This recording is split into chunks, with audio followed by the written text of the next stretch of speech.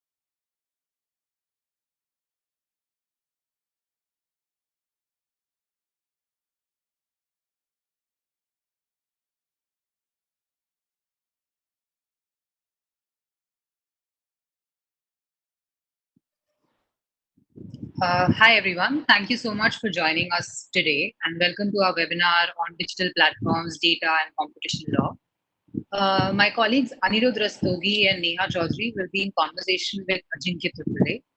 I would request everyone to stay on mute for the duration of the webinar except for the speakers. But please keep those questions coming in. Feel free to write into the chat and our speakers will pick those questions and respond as during the webinar. With that, I'll hand over to Anirudh to introduce our speaker and to kick off the discussion. Thank you, Srinidhi. Good afternoon, everyone, and welcome to another edition of this webinar from Ikigai Law. I'm really glad to have Ajinkya Tulpule join us today. We've known each other for many, many years now, and we've worked together on a couple of matters as well. But importantly, through him, I've had a ringside view of developments in EU around technology, tech law, tech policy, and competition law. He himself has varying interests, but his work really is at the cutting edge of technology and competition law. He does a fair bit of work on emerging areas of technology, where has some really unconventional ideas, which I would love to discuss today on this webinar as well.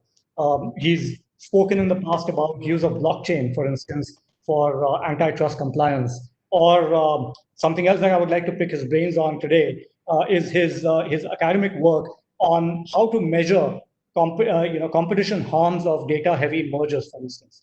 Right? What adds to what insights he brings to the table are also informed from the multiple jurisdictions that he's worked in. And interestingly, he's worked as a regulator, he's been in-house, he is currently, and he's worked as an external counsel, all in different countries. So I'm really looking forward to a fascinating conversation, it promises to be. Over to you, Neha, to give us an overview of the kind of conversations we are having in India today on antitrust and regulation of big tech.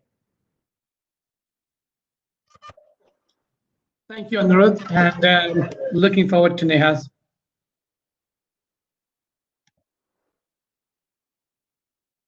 Thanks a lot, Anirudh.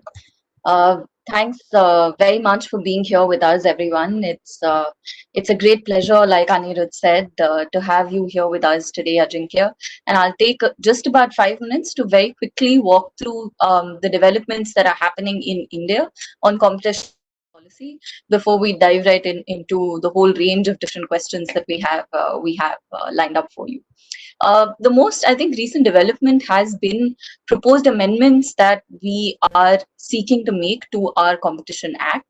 There was a draft competition law amendment bill that the Indian government had come out with that sought to introduce introduce some certain amendments that speak specifically to some of the issues we're discussing today on the regulation of platforms as well as data. Now, some of these amendments are grounded in the recommendations of a committee that the Indian government had constituted, the Competition Law Review Committee, which had come out with its report sometime in 2019. And that devotes a fair bit of space to talking about some of the challenges of the digital economy and the interface of the digital economy and antitrust law. Now, in terms of framing the problem statement, the CLRC report recognizes that new and interesting is happening with digital markets, recognizes a whole range of developments around the world, including the UK, including in the EU. It draws upon jurisprudence at the OECD. It looks a little bit at developments in the US as well. And it says essentially three things. One, that digital markets are characterized by strong economies of scale or returns to scale. Essentially, you're saying that the cost of production per user is not very high, and also that the benefits and efficiencies increase with the size of the user base. So this means that, at least in thinking of the committee notes that what we're likely to see here, therefore, is clear leaders that are emerging and it becoming harder for the smaller firms to survive. Now, in this context, it also says that this doesn't necessarily have to lead to market concentration, provided that I have the option to switch between various services easily, or I have the option to use multiple services simultaneously. And in this context, it also talks about the importance of interoperability, both personal data mobility as well as systems with open standards, as being key to achieving some kind of interoperability. And data, the interoperability of data is definitely something that that we'd like to hear more. Ajinkya. We're seeing these conversations not only in the antitrust and competition law sort of frameworks, but we're also seeing similar debates in data governance legislations, both in India, the law itself, as well as on the policy side, with there being a committee that has been constituted by the government that specifically wants to look into this issue of non-personal data sharing and whether sort of data being held by platforms can be opened up for the use by other platforms. So that's sort of issue number one. The two other issues which are again related are, of course, one of network effects, and it also notes the fact that the markets in the digital economy tend to be multi-sided markets. Now, again, maybe this is an open question, and I'd be happy for you to start with something like this. Could be, how do we examine this question of multi-sided markets? There was a report by Reuters days ago where the CCI was, going to potentially investigate WhatsApp's payment offering and see whether there were any antitrust sort of concerns there. And in Indian policy debates around platform governance, platform regulation, this is also a recurring theme that we have seen, where if I have if I occupy a dominant position in a particular market, what is the impact of this on adjacent markets, and whether or not I'm able to leverage my dominance in this market, in these adjacent markets, potentially to the detriment of, other market actors, consumers, so on and so forth. So that's a sort of open issue. On data, and I'll stop with this and I'll hand over to you, Ajinkya. The committee does recognize access to big data, having vast amounts of data, the ability to use develop new products and services also as an existing sort of core issue.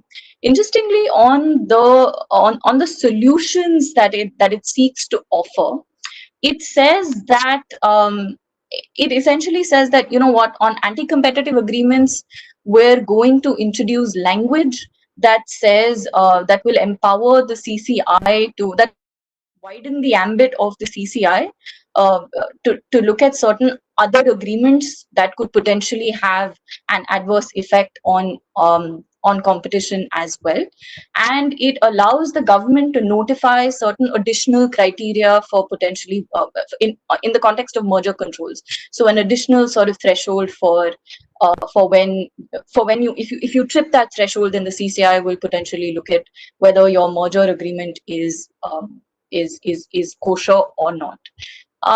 Which leads me to my first question to you, Ajinkya, which is a little bit of the elephant in the room, which is the Facebook and Geo investment. We know it's been publicly reported that they've gone to the CCI for approval, but it's also from reportage in the press, it appears to be a fairly sort of routine request that's been made to the CCI. But it has raised alarm bells in a whole lot of different circles about what this could potentially mean to huge tech giants coming together, both of them having access to vast amounts of information at their disposal, both of them having their hand in very many pies when it comes to both products and services. So open question, would an agreement or would an arrangement like this raise any concerns under EU competition law? Or maybe you could use this as a case study to walk us through some of the core principles guiding some of the debates and conversations in the EU. Sure. Firstly, of course, thank you for having me, and it's a pleasure to speak with everyone here. And thank you for the introduction, Anirudh, again, and Neha for the very sharp and educated introduction to what is not an easy topic that we are all dealing with today. So the first thing I would perhaps like to say is competition law is a misnomer. It's truly competition economics. The law is there to provide the structure to then bring about the enforcement of a particular economic theory. This is the baseline from which we should conduct the rest of the conversation. The next point here to talk about, really, coming back to the precise question you asked about the Facebook Geo deal. So that's very interesting. It's interesting for a number of factors. Firstly, it's from what I recall, if I remember correctly, it's a minority stake that Facebook has purchased. It is not acquisition of control. It is not a joint venture. It is to buy a seat at the board. So why that would require a merger notification is a bit beyond me. If we look at similar transactions in the European Union, they're simply not notifiable because they don't satisfy a share of the supply test. They don't satisfy any of the merger notification thresholds because the parties are not combining their business. In a sense, it could be, and it has been, structured very brilliantly as an investment deal and not as a structural deal. And investment deals, as we know, are not necessarily notifiable. So that's the basic point about the thresholds.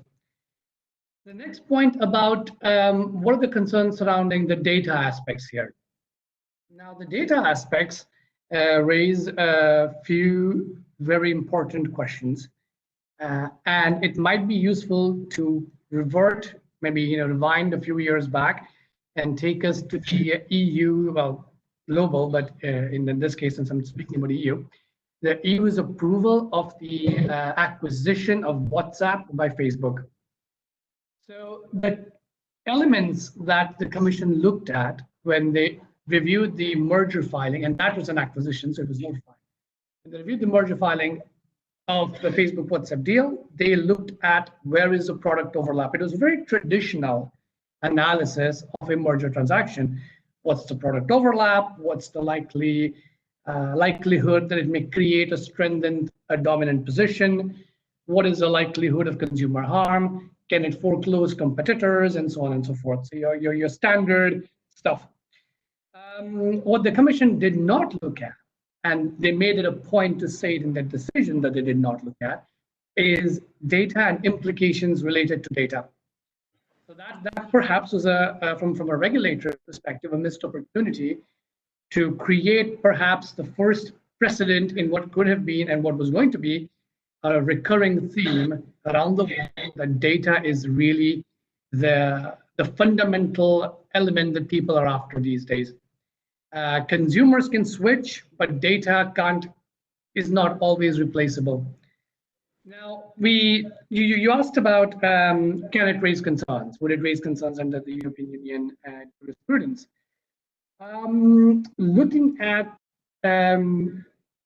Looking at the history and looking at the enthusiasm that the current commissioner has shown in bringing infringement decisions and blocking certain transactions, I would not be surprised if it goes into a phase 2 deal.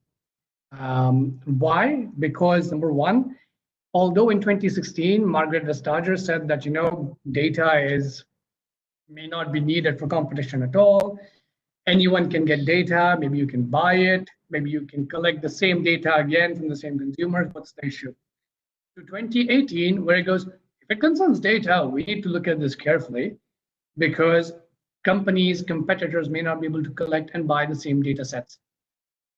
Basically hinting that there is a certain level of irreplaceability of a data set, or that is economically not viable to collect the same data set by yourself, even though it's possible to do.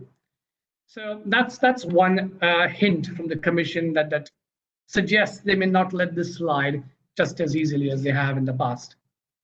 The second issue is in the Facebook and WhatsApp deal, the Commission found 3 relevant product markets. The one for online advertising, for which it was pretty easy. WhatsApp has no advertising, and Facebook obviously does.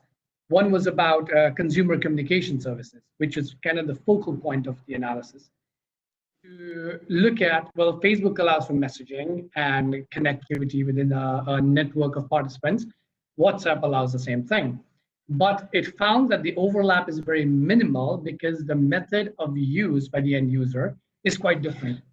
So you and I, when we want to chat with family, I don't necessarily use Facebook messaging because it doesn't give me the same real-time communication as it does on the Facebook Messenger.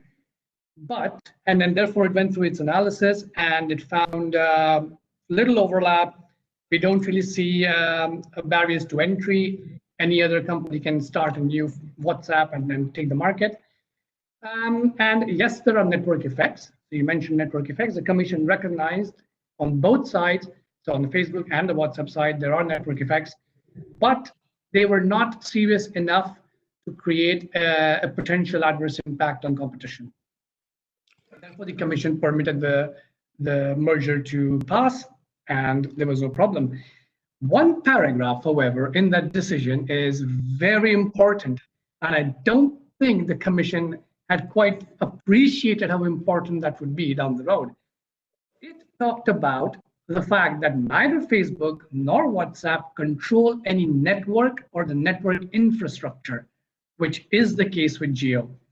So in Geo, not only, and it spoke about handsets, so it spoke about BlackBerry messaging and BlackBerry handsets, and it spoke about, of course, the telecommunications infrastructure that is used to move the messages back and forth. And said, look, these are both operators. They both rely on the same set of underlying technology. So we don't think that the merger in particular will raise an issue. Facebook Geo, however, Geo has handsets, and Geo also has a telecommunications service that it rolled out on I think a zero pricing model or something along those lines.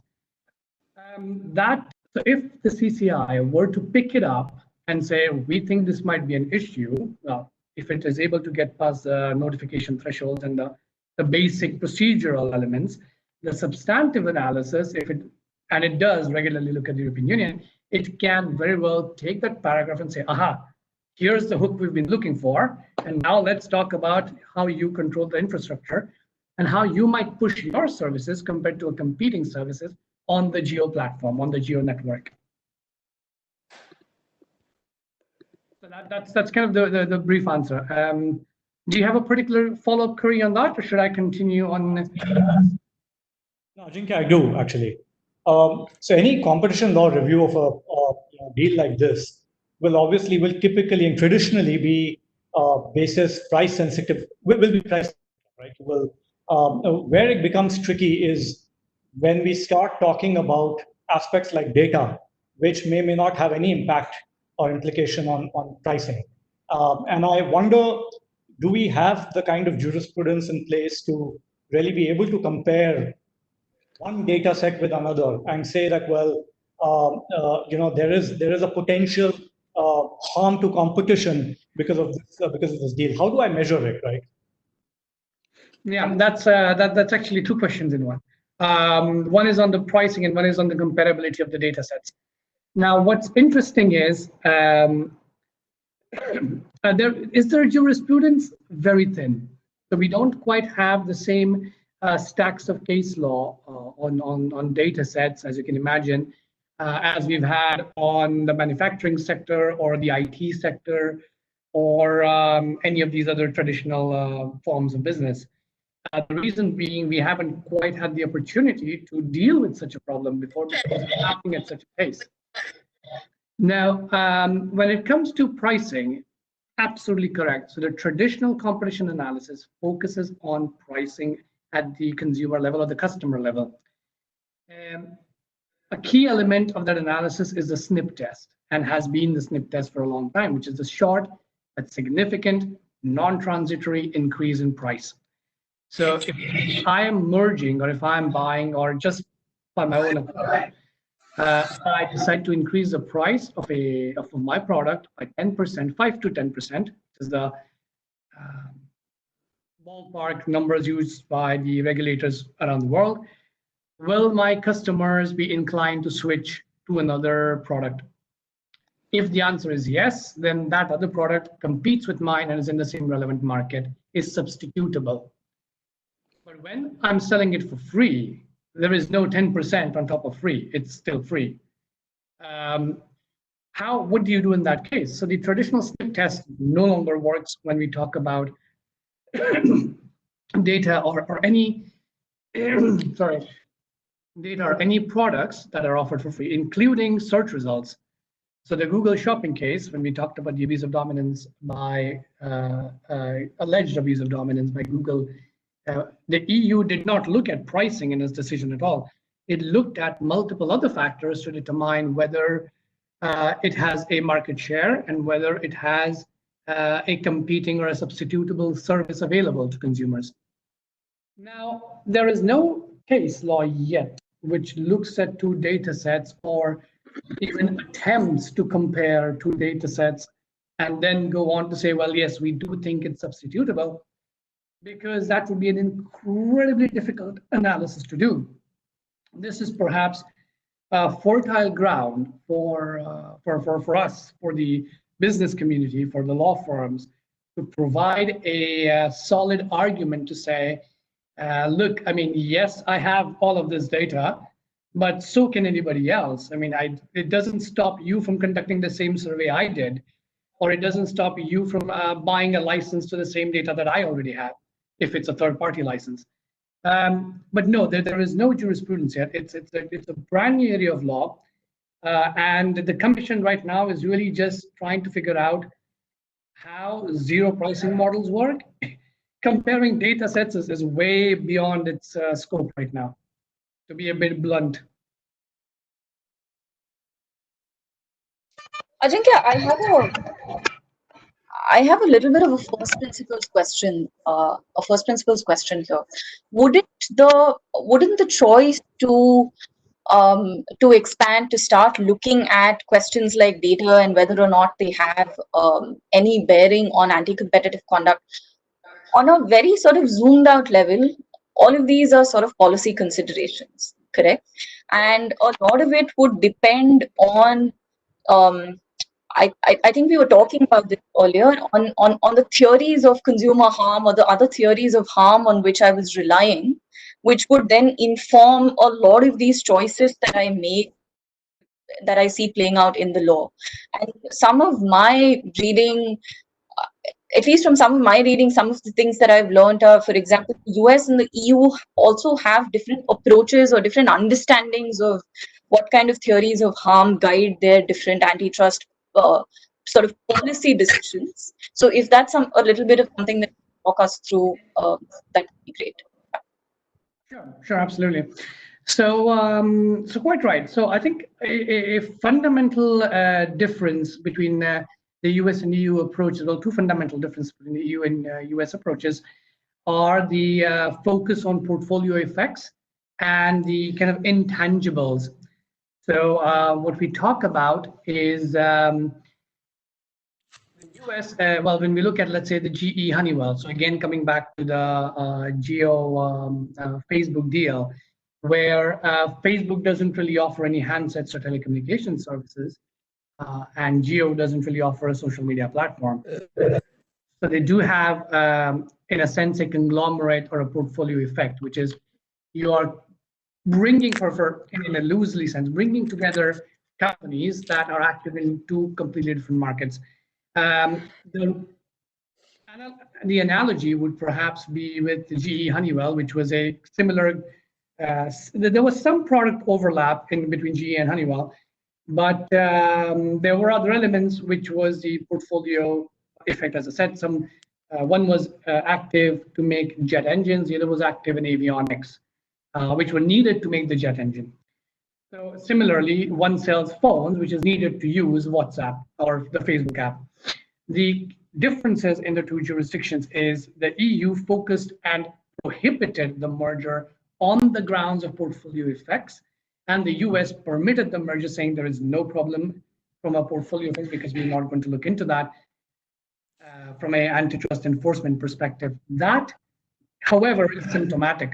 That goes back to a much deeper difference between the two jurisdictions. So the Americans have followed the Chicago school of thought for the longest time, which is I don't interfere, I don't intervene unless I need to. Market forces will fix things by themselves. And so it's a bit of a hands-off approach to let the market play out. And if it's a bad deal, consumers will switch. An incentive for a new entrant. The EU, however, is a lot more paternalistic in its approach, because the starting point is consumers will make bad choices, we need to protect them. So this is the fundamental distinction. India is more inclined towards the European approach. So that's something worthy of note. Does that answer the question, Neha? It does.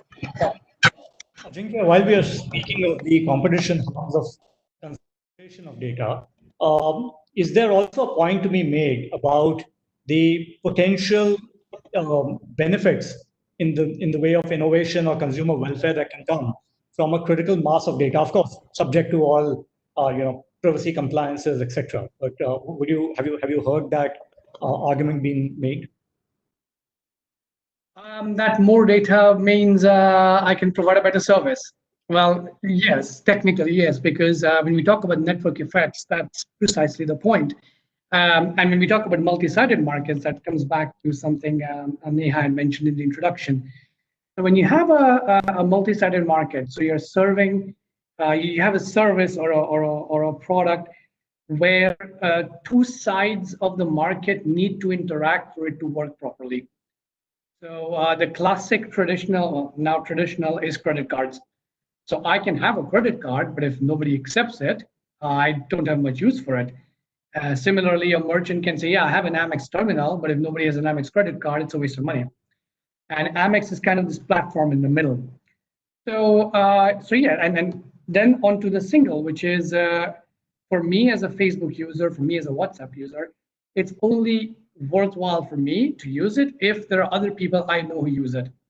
So a classic comment, one of the fundamentals of digital platforms is the more people who use that platform, the better an experience people get. Maybe I can offer cheaper advertising services because my revenues per click may be low, but the number of clicks are much higher.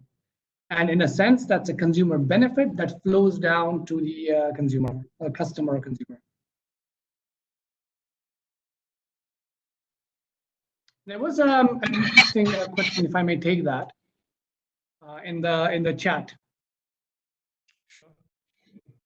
The question is from Mr. Sharma. Given that a lot of data sets are generated by the use of a platform rather than surveys, absolutely, terabytes, could not sharing data by leading platforms be seen as a means of preserving a monopoly?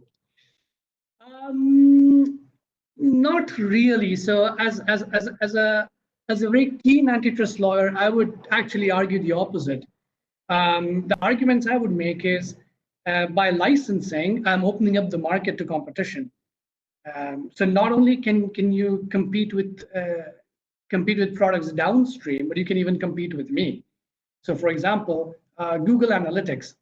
So let's say there are software companies that offer analytics on the core data set.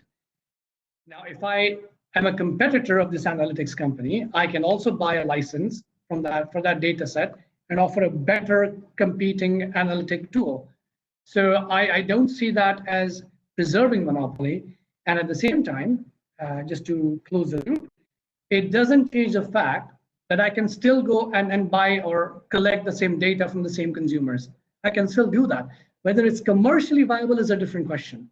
And that's where the regulators will step in, most likely, or the paternalistic ones anyway, and say, doesn't make sense for two people to collect the same sets, it's expensive, there is a brand effect, so on and so forth.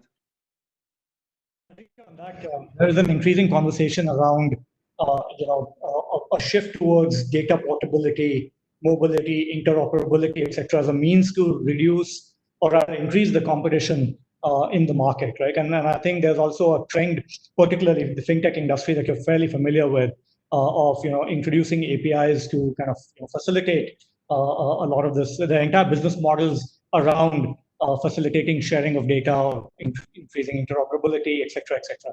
So, do you think that that's a trend that is definitely going to reduce the competition kind of concerns around big tech?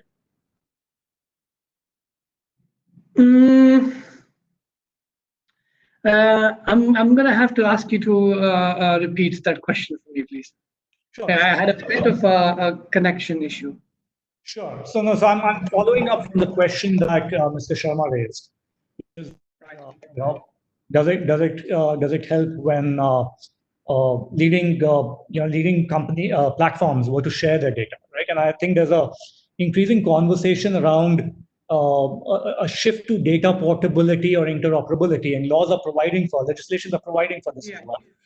Platforms are also taking an initiative proactively. In fact, Facebook, for example, has been leading the effort on this front in terms of at least the policy conversations around portability of data. Do you think that this trend reduces the increases the competition in the market and therefore addresses some of the concerns that we have? And I also wanted to hear specifically from you on, because you're very familiar with the fintech industry, which is one industry that has been seeing a lot of business models around introducing APIs for sharing of data between various. So do you think that's a good welcome trend? Yeah, that's a tough one, because and it's a tough one because this takes us outside of the competition law analysis in its at its traditional method. And I say that because at the end of the day, when regulators issue a decision, they need to do two things. They need to have a very clear theory of harm for intervening in the market in any sense, be it intervening by issuing an infringement decision, intervening by issuing a penalty, intervening by issuing structural remedies or behavioral remedies. So these are kind of the key tools, and then settlements as well on the side. These are kind of the key tools. Now, what you're referring to is not a structural, but a behavioral remedy, where an undertaking that holds data sets, holds certain amounts of data, is going to allow for somebody else to access it, copy it, use it, or do something with it. So whether a regulator would go in and then make such a behavioral remedy is a bit unlikely at this stage where we are. And the reason for that is, firstly, they don't like behavioral remedies because they have to monitor them. Secondly, they won't know how to monitor a behavioral remedy on data sets, and they don't quite fully understand the value of a data set. And lastly, whether companies' own accord might change the competition analysis, be it fintechs or incumbents.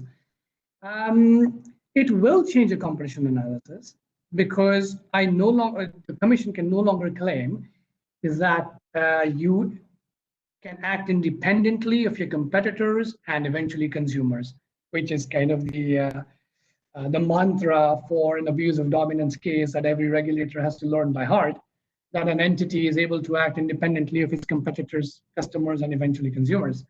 And I can't act independently because if somebody else is able to access it or take the data and port it to another provider, I will lose out on that network effect.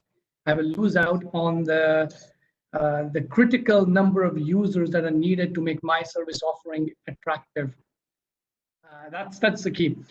We have seen data portability in financial services with open banking, and that uses APIs to allow for, so I can tell you right now, my British accounts on Barclays and Tesco and Lloyds, I can access all my accounts from my Barclays account, from my Barclays app. I can access all of them from my Lloyds app, and I can access all of them from my Tesco app. And the reason for that was a requirement by the government to allow for this opening. So again, like I said, paternalistic behavior. I, as a consumer, can't really, there's a lot of, as they called it, inertia of the consumer to switch. So because the switching is unlikely, let's bring the suppliers together on an app. That was crudely putting the logic. So yes, it can change competition analysis. The open banking, not particularly, but data portability, open data, yes.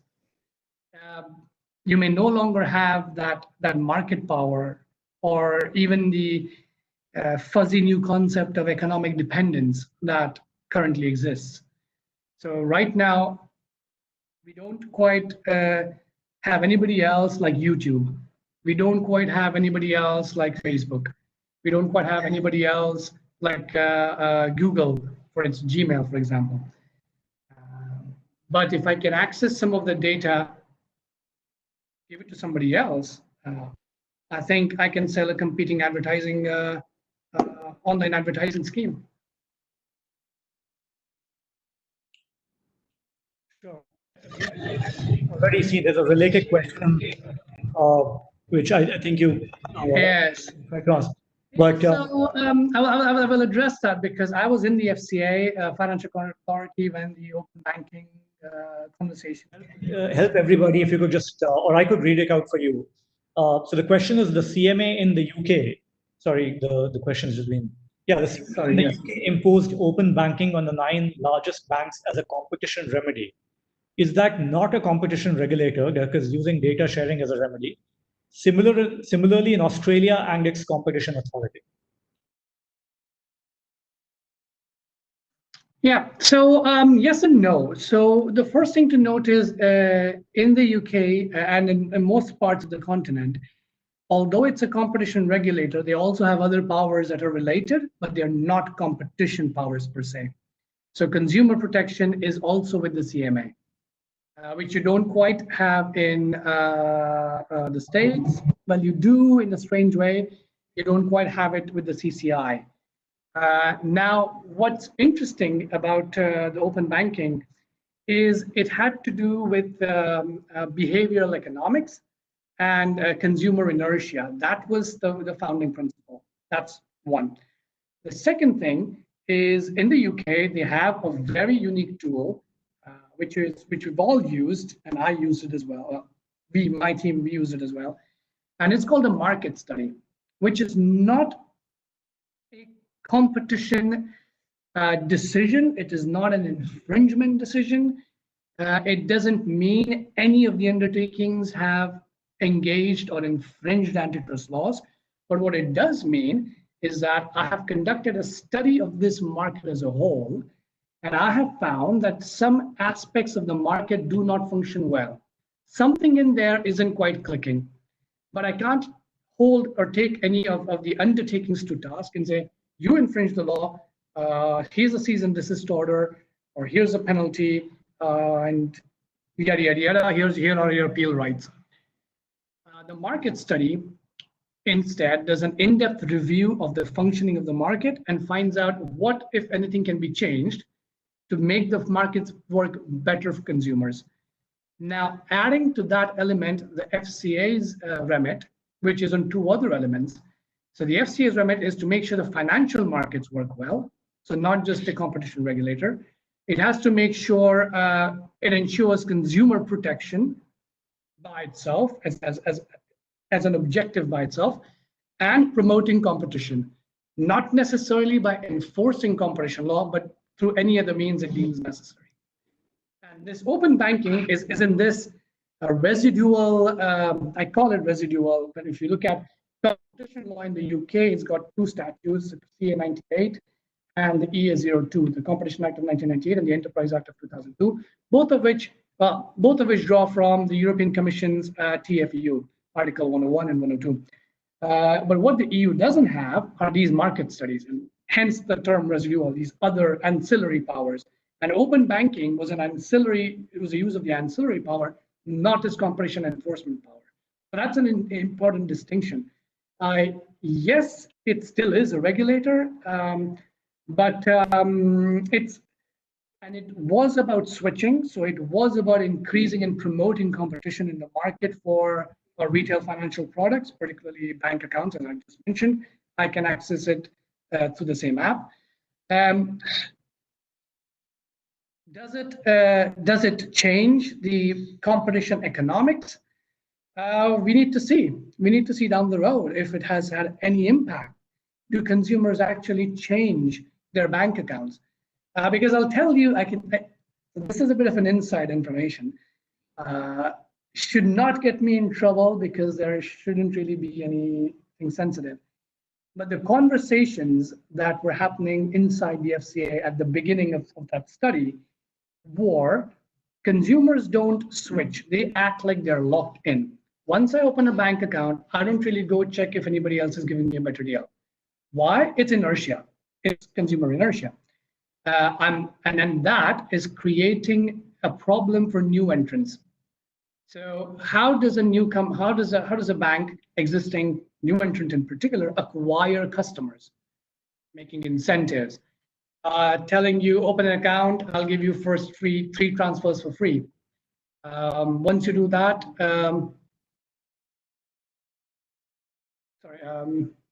once you do that, other elements will kick in. So other incentives may kick in. So they can do all that, but at the end of the day, if most people aren't even searching for a competing bank account, that's it. That's the problem. So how do we get people to switch? Well, let's start by making them aware of these other bank accounts. Let's remove the, so to speak, barriers to use. If I'm a 70-year-old, I don't want 3 apps. I don't even want 1 app. I just want to call my banker and tell him I'm coming, or whatever else needs to be done. So to kind of allow for the ease of use, this open banking system was developed. That was kind of the one of the starting points. That was a very long-winded answer to Mr. Atyam's, Mr. Ariadne's question.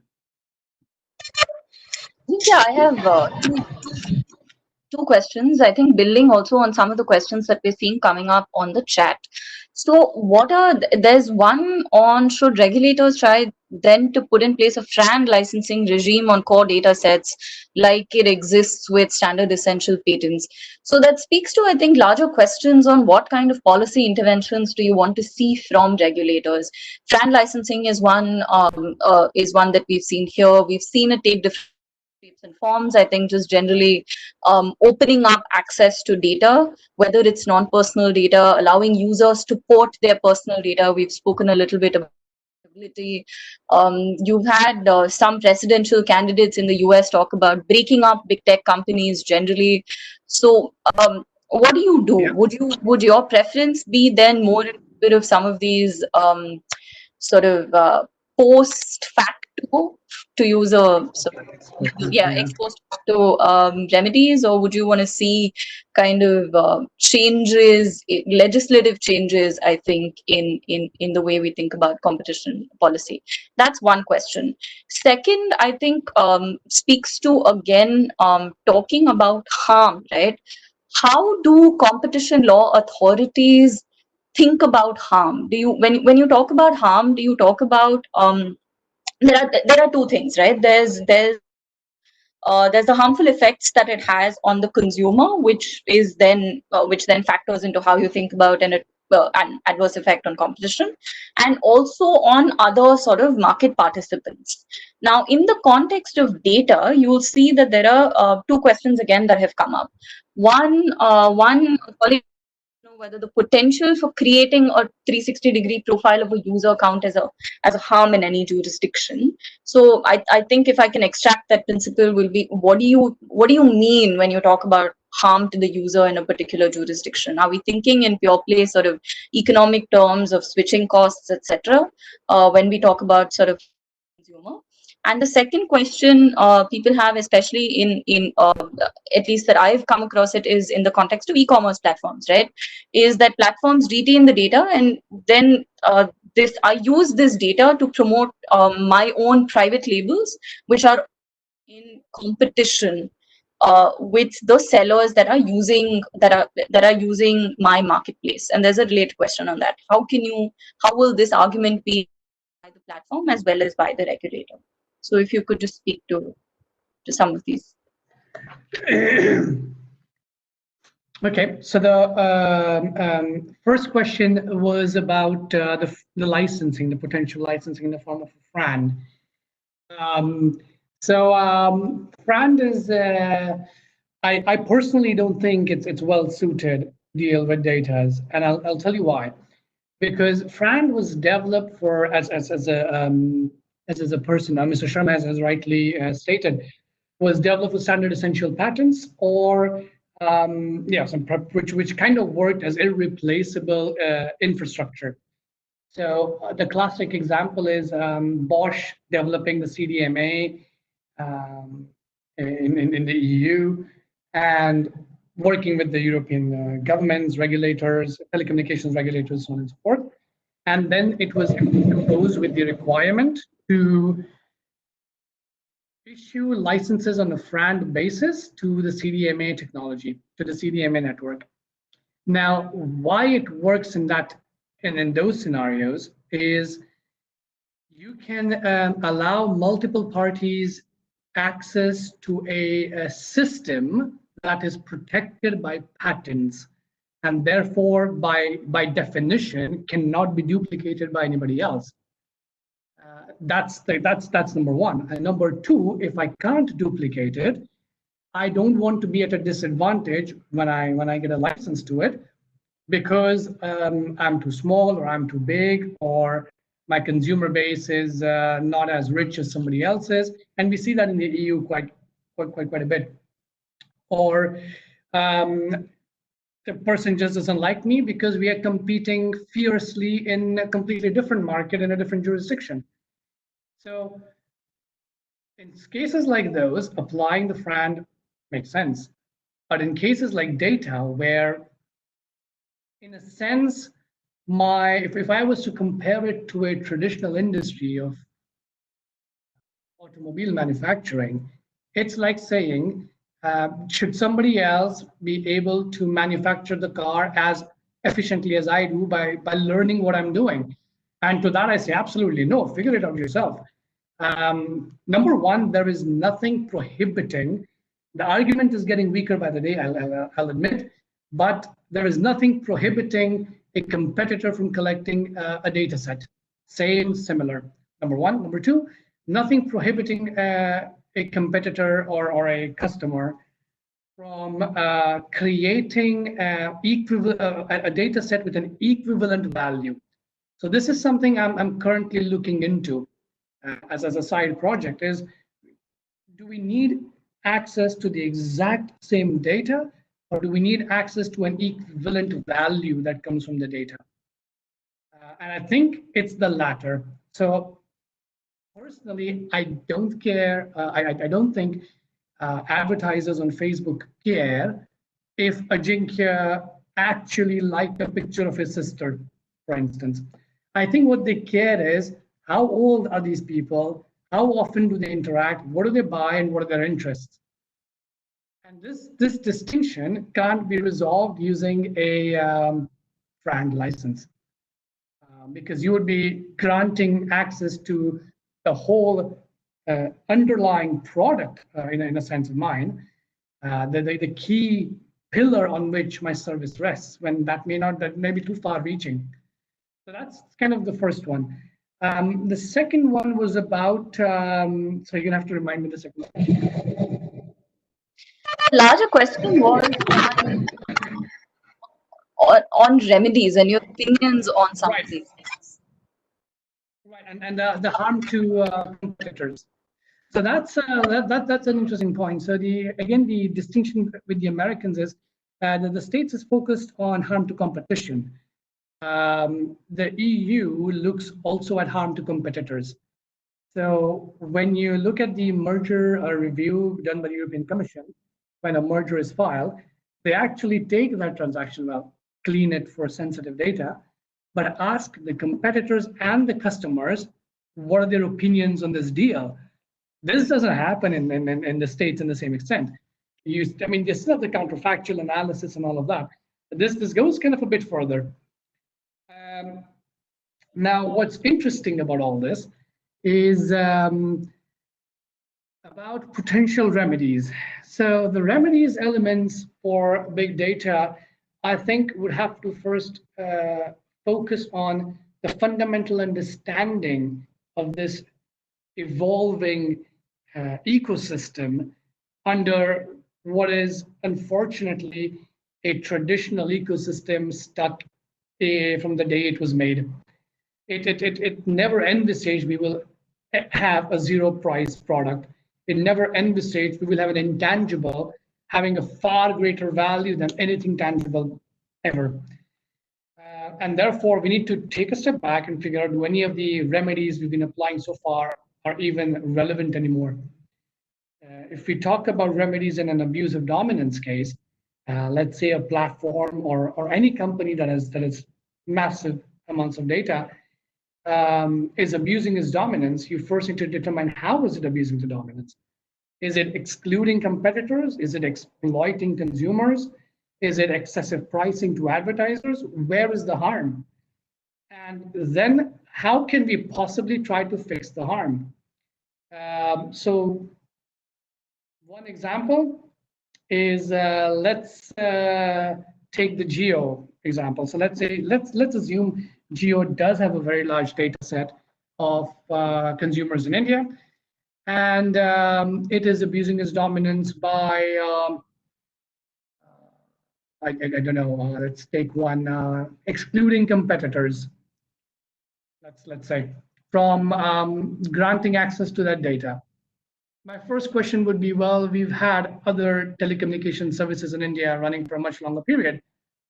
Why are we penalizing Jio for collecting the data and being smart about it? I mean, BSNL has a much greater amount of data than any private regulator, any private operator right now. So the argument will continue. And again, as you can imagine, we come back to the fundamental point: are these two data sets equivalent? And if yes, why? And if no, why not? That answer has been very elusive so far. We look at merger control, things get even more complex, because you apply notification thresholds, which may not make any sense if you're buying a competitor which has no revenue. Let's imagine Google without the advertising. I'm just funded, Wikipedia, for example, it's free. I'm funded by people, and I'm collecting all the data of users as they visit my webpage, use my search engine, so on and so forth. what if I decide to merge or buy, or I get bought by a large incumbent? The target has no revenue, it's not notifiable, end of story. Again, it's stopped working in this day and age. What I have instead been thinking about on the remedies front is to create a data concentration index. So to start thinking about, are there scenarios, are there situations where the concentration of data post-transaction is likely to cross a particular threshold or reach a particular level that it becomes a concern from a competition perspective. I say that and I take a pause because at this point, I do not want to lose the fundamental of any merger control or abuse of dominance case, which is being dominant is not a problem. Microsoft is not taken to task because it's dominant. It was taken to task because of abusing its dominance in the relevant market. So just because I gather large amounts of data and become dominant data collector or owner or holder should not by itself result in ex ante regulations. So they should not have CPI minus X price caps. I don't think that's reason enough to have FRAND requirements or any of the other traditional schemes. Yes, the argument that has been recently made in Europe, in Germany, in the UK with the Furman report, the Benelux countries have their own report where they talk about ex ante regulation to prevent harm, because if you wait for the impact of the large big data, abuse of data, whatever, to take place in the market and then impose a decision looking backwards, you're too late because the harm has already happened. Isn't that how we're doing things right now?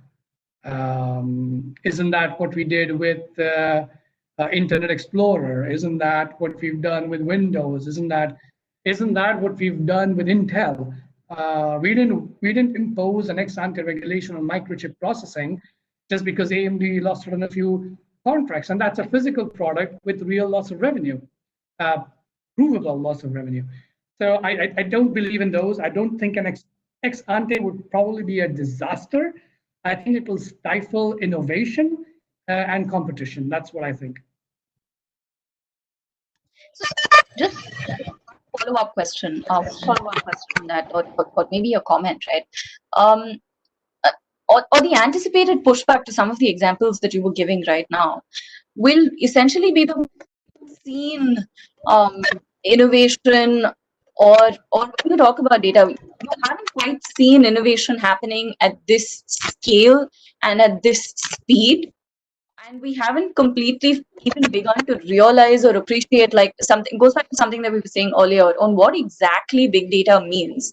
So can you really, so is there a little bit of a false equivalence to say, well, we haven't been doing it so far, so therefore for sort of high-tech industries or for high-tech companies, or playing around with large volumes of data at the speeds at which they do this, we shouldn't be looking at measures that we haven't sort of traditionally explored as well? That's one. To pick up a different example, right? So one of the changes that have come about in our competition law is the introduction of the settlements of disputes and commitments.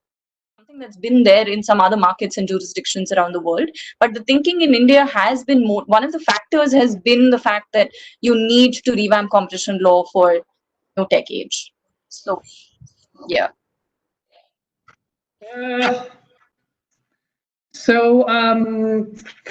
The settlements is a very interesting point, because just as a bit of a snippet, the European Commission was actually hoping Google would settle, and then it wouldn't have to have a detailed theory of harm, but Google didn't, and now they're stuck having to, well, shouldn't say stuck, but I'm a former regulator, I have to be a little nice. But they are now, they now have to go to the court and prove their case and show that the decision is firmly grounded in reasonable theories of harm, and there's adequate evidence prove their side of the story. But keeping that aside for the minute, do I think that just because the speed of innovation has been so rapid, that we need to change certain fundamentals? Yes, certain fundamentals should have to change. But I don't think ex ante regulation is one of those. Certain other ones, yes. How do you evaluate the relevant market? How do you evaluate substitutability? How do you evaluate consumer choice?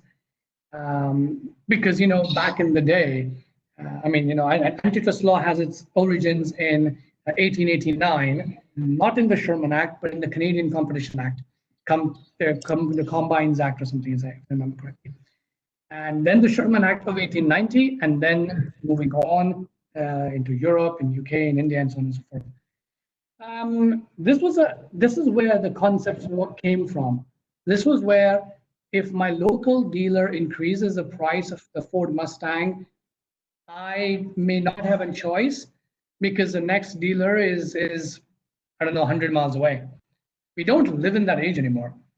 So yes, certain things do need to change, but certain elements for the regulators should not change, because the regulators do have the responsibility to ensure that whatever they're doing does not have a chilling effect on competition and does not result itself in consumer harm by stifling innovation. So interesting case in point is, if you look at European merger decisions from 80s, 70s, 80s, there was little to no talk about innovation as a theory of harm. There were many cases where manufacturers of light bulbs and lighting, pharmaceutical companies, these guys were merging. And although they had told the commission that we both have potentially competing products in the pipeline, in the research pipeline, we don't see the point. That's not really the focus. The focus is, we are good at, eye drops, and they are good at, nasal drops. What's the harm?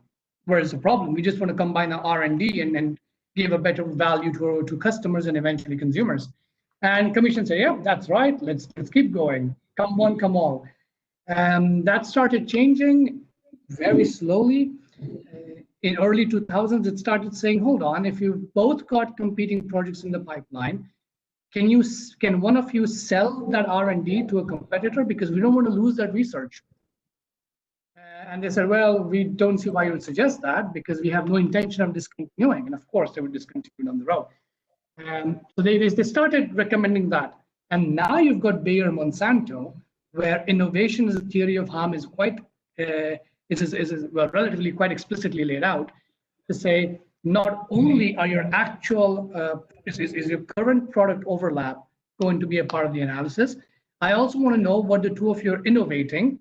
Is there an overlap there? And if you do merge, what happens to your respective research streams? And there is some statistical evidence I had found to prove that post-merger, innovation in that industry does take a dip. And then, of course, the gap is filled by somebody else. So if we take that as an example, should regulators have an ex ante regulation on innovation? Dear God, no. That would be a terrible idea. Talk about data. I don't think they would even know which or how many or what type of harms can be caused. To create a meaningful, relevant, and applicable ex ante regulation, I cannot begin to imagine what it could even look like. Will they say you must sell it at cost? What's the cost? What's my cost of collecting this data? I don't know. No, we don't really know. Should we say you cannot provide it at a price that's more than what you would sell to your own subsidiary? I don't sell it to my subsidiary. It's kind of transacted for free. Again, the cost is not there. Should they say something along the lines of, beyond a certain point, you shouldn't collect data. That would be crazy. So I don't think we are ready, because unless we have a good grip on what the possible harms can be, we can't have an ex-ante regulation. To understand what the possible harms can be, unfortunately, we have to wait to let that harm occur. And we still have the tool of penalizing the companies ex post. So what's the problem? I mean, we've done that in a number of cases. We do that for cartels. We don't have an ex-ante regulation for cartels. We don't say, if you do engage, do it only on these grounds. It's just don't do it. If you do it, we look at the harm and we determine the appropriate penalty and remedy. Settlement, yes, I think settlement will play a huge part moving forward, because I don't think the regulators have quite caught on to the extent of the problem we have. They know it's a problem. They know applying traditional metrics to a innovative, disruptive business model isn't easy, but I don't think they've quite caught on to how not easy it is.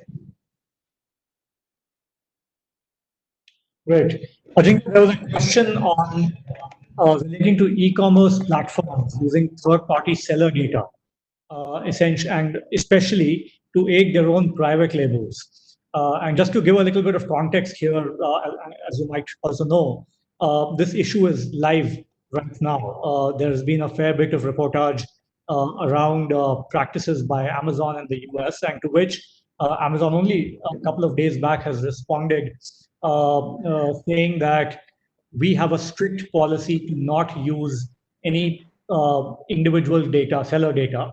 So if at all any employee is acting in contravention to that data, that's a different matter. But we definitely use data on an aggregated basis, and that is for improvising your customer experience, etc.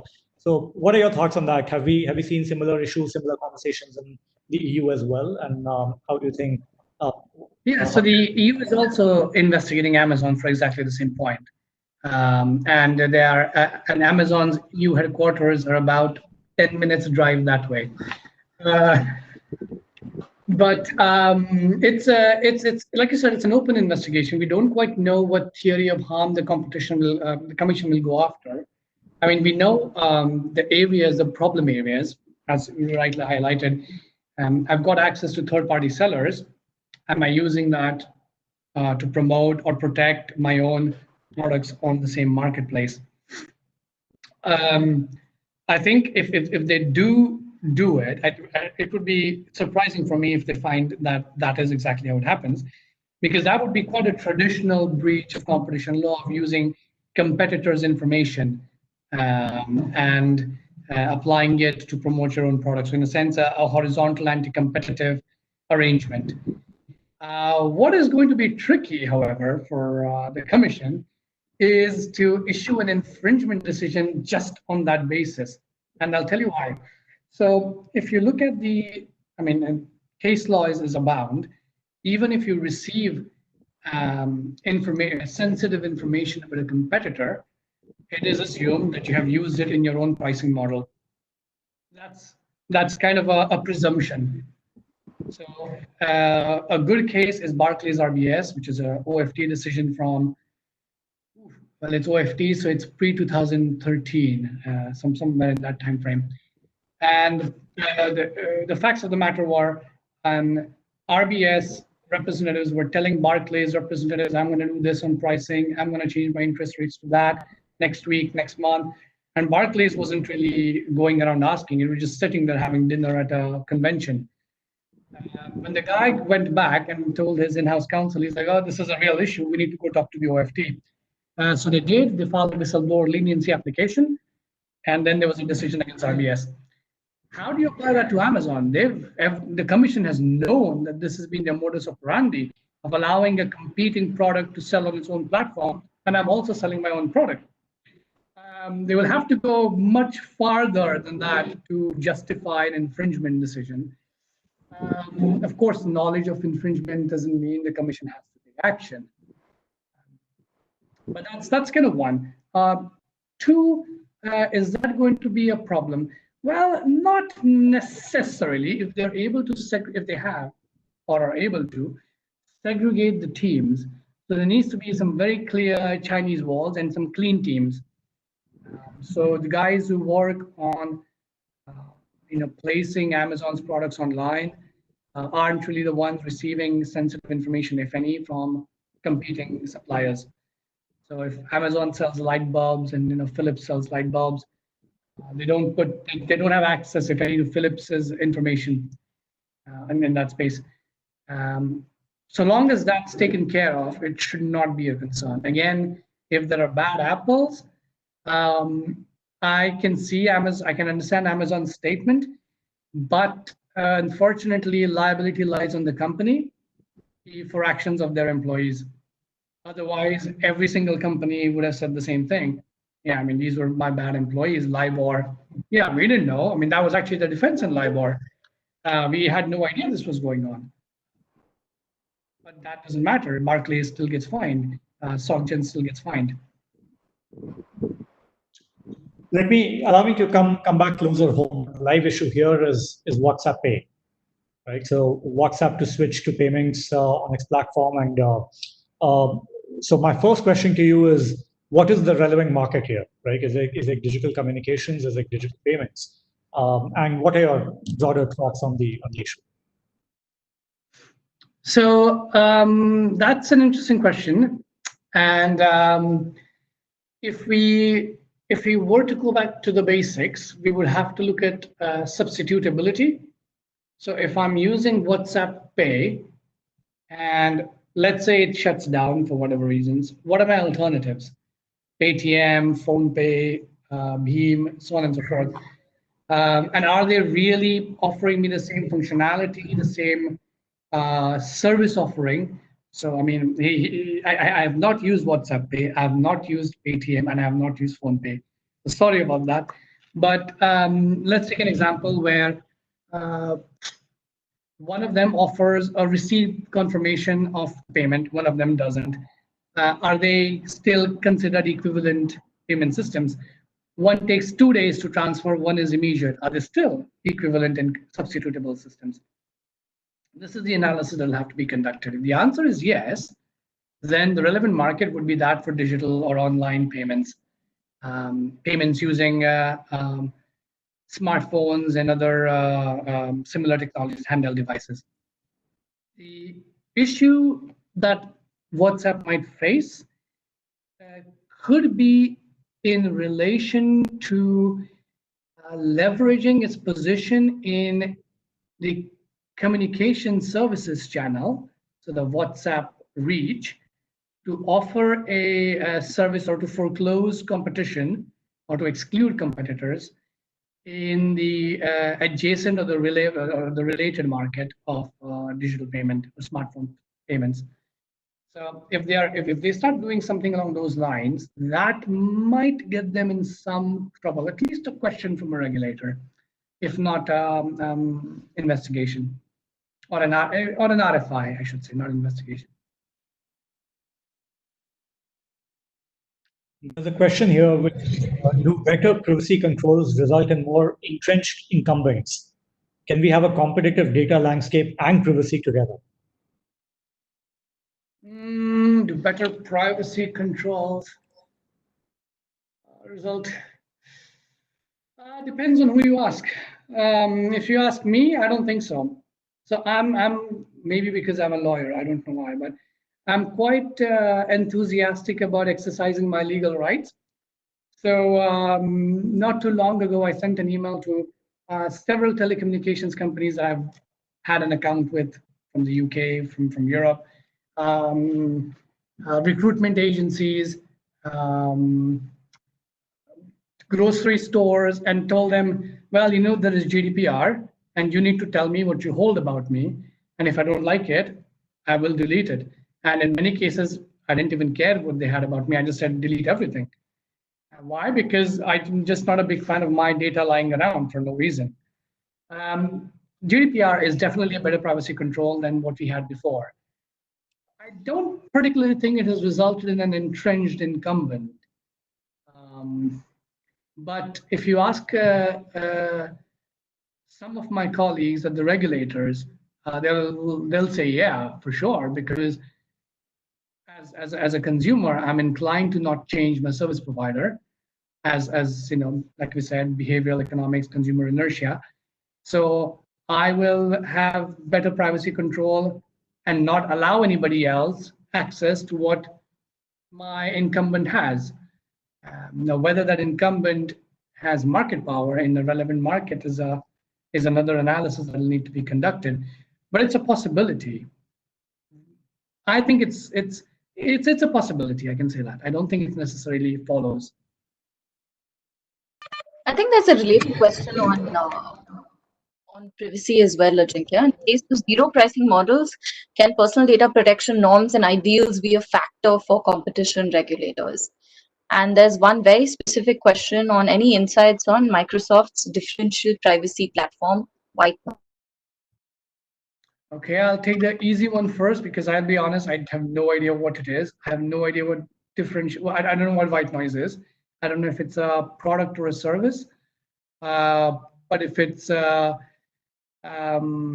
something that allows me as a user to create different access rights based on who is accessing it, I suppose that could be useful. But I don't think that would have any particular impact on competition economics or under antitrust laws. I think the ability to access the data is perhaps more important between the competitors. So let's say you've got 3 tiers of, I don't know if that's how it works, I'm assuming. If you have 3 tiers of access rights, I don't see how that might have an impact, because if I want access to a particular type of data set, I just need access to tier C, and so will my competitors. So that doesn't change it. If I get B, great, but I have no use for it. And if I want B, I can go out and buy it, perhaps. Okay, there's a bit of an explanation. Thank you, Karen. Differential privacy allows researchers to leverage data sets while safeguarding the privacy of individuals. So is it like anonymizing the data sets then? Or maybe we could take it offline in a separate conversation, if you don't mind. I'll have to really understand what it is before I could opine on it. But I could take the other question, which was, in case of zero pricing models, can personal data protection norms and ideals be a factor for competition regulators? Yes, absolutely. They already are. It's already something they've started taking into account, and because you may have a large data set, but you may not be able to do anything with it because of GDPR or a similar regulation, in which case I don't think anyone's worried about the market power or the dominant position. Okay. I'm also looking at the time. Yes, I am. I do have a hard stop in 13 minutes. But my sort of final question, and I'll see if Anirudh has anything that he wants to add to this as well, is so is a little bit of pulling together all of these different streams that we've been talking about. The way I look at it, there are 2 broad issues. One on the abuse of dominance and access data sets, this whole question of where big data sort of intersects with competition and potential abuse of dominance concerns and questions there. That's one.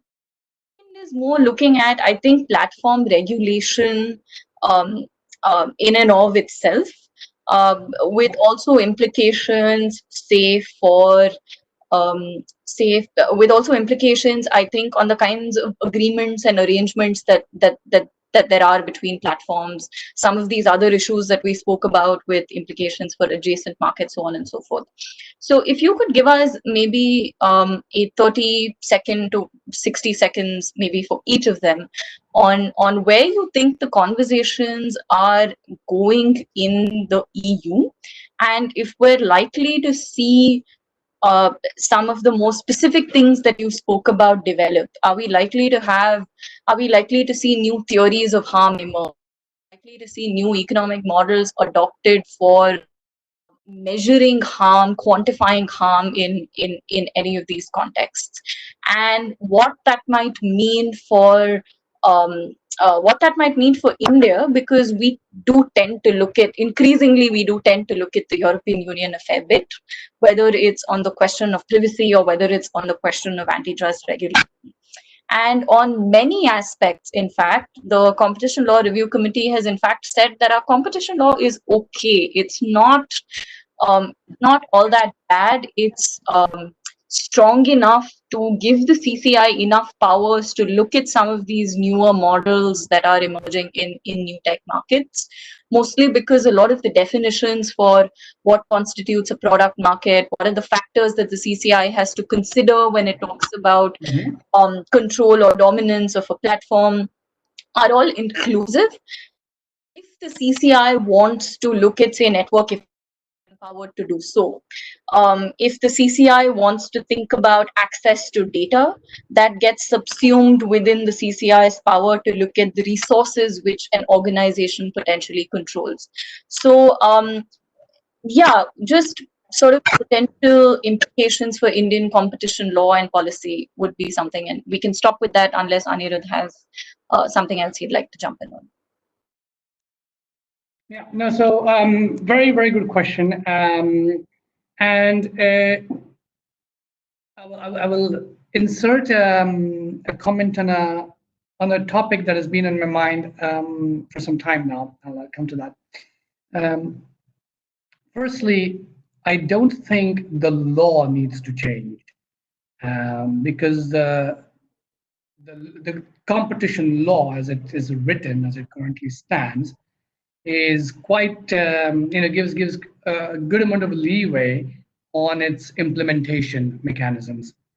It's quite for lack of a better word, it's quite bland, it's quite high level. It doesn't create any precise points that end up in determining an infringement. It instead tells us certain types of conduct are not okay. Conduct that cause harm to competition, that distort competition, so on and so forth. So the law, I don't think needs to change. Now, practice. Practice, when I say practice, I mean enforcement or case law. So, the procedural matters, what the commission looks at, so on and so forth. Now that will need to change, but we don't need to change the law for that. That is, we're allowed to change it. Regulators are allowed to change it as the landscape changes, as the grounds look different, and that's absolutely okay. A classic example is the Google shopping case, where the pricing was not mentioned in the relevant product market definition because it's not applicable. Instead, they looked at whether it's an economic activity, whether it can be substituted on the demand side and on the supply side. So in a sense, traditional mechanisms, but applied differently. And I think that's sufficient. That change is adequate. Whatever guidelines have been issued on the back of traditional practices will eventually need to be updated. But again, that's not really a big issue or a big blocking point to continued enforcement by any means, which then means, yes, they can look at network effects where it's relevant. It's relevant, but it's not a concern. And that happened in the Facebook WhatsApp case. And they said, yeah, look, we've looked at it. Yes, there are network effects. We don't think this creates a barrier to entry or forecloses competition. Let's move on to other topics of interest. That can happen. What I think is a problem is developing ex ante regulation now, thinking of certain harms that haven't happened yet, and hoping that you've got it right. That is where I think is a problem. And I'm not a big fan of doing that because then we should have done that for airplanes. We should have done that for computers. We never did that. I mean, computers, internet changed the world at a time. It was a momentous change. There's been no ex ante regulation. Pricing a little bit on the ISPs, but transaction. So that's one point. Now, the other point, and this kind of ties into why ex ante isn't a good idea, or why trying to come up with regulatory instruments as opposed to engaging in a detailed analysis of an ongoing or past harm, is because there are other elements that are currently at play that will have an impact on the centralization of data, and that is decentralizing technologies like blockchain. So if we have a blockchain system where everyone has the same data, where is the problem? Why are we even having conversations on that? And that's no longer a sci-fi. This is actually happening. I mean, we've seen Facebook try it a couple of times with Libra. Ethereum, of course, has taken off, and there are so many blockchain-based apps now. So this goes back to the point I had made earlier. Great, someone's dominant with data, and so what? How do we know it cannot be replicated? As a matter of fact, the basis of blockchain is to replicate it. So why do we just use that technology? And I think we're sorted. So that's another element. The final element is artificial intelligence, which is going to be creating large data sets by scanning your websites and whatever else, in a sense, reducing the cost of replicating the creation of the same data or similar data set, and allowing entities to then effectively compete or even outsmart incumbents. I mean, you can imagine if someone comes up with a brilliant AI that outstrips Google, Facebook, and LinkedIn, and what would you say to that? So I think there are these emerging tech that can really turn this analysis over its head. I don't think, like I said, I know the commission, I know the regulators know this is a problem. I don't think they've appreciated how big a problem this is until we start seeing potential harm in the market, and then perhaps we can start gauging of how to resolve the case like any other case. I feel like the patriot wants to say, well, at least the CLRC has recognized algorithms to be an area that does need to be examined a little bit in more detail. But I think we can do a whole other session on emerging tech. We definitely want you back to talk about that. But I think this one we'll stop here, Ajinkya. Thanks so very much for all of your insights. This has been a fascinating conversation. I've learned a lot. Thank you for giving us your time and walking and helping your opinion. Things about some of these things, and a big thank you to all of the participants as well for being with us and for making time to listen to this conversation and for interactive conversation on the chat and for all of your questions as well. Thanks so much. We have another webinar tomorrow and another one day after that as well. Details of this are on all of our social media pages. We are at Ikigai Law everywhere on Facebook and Instagram. So please do take a look. Thanks so much. Thanks, everyone. Thank you. Thank you again. Thanks, Ajinkya. Bye. Ciao, ciao.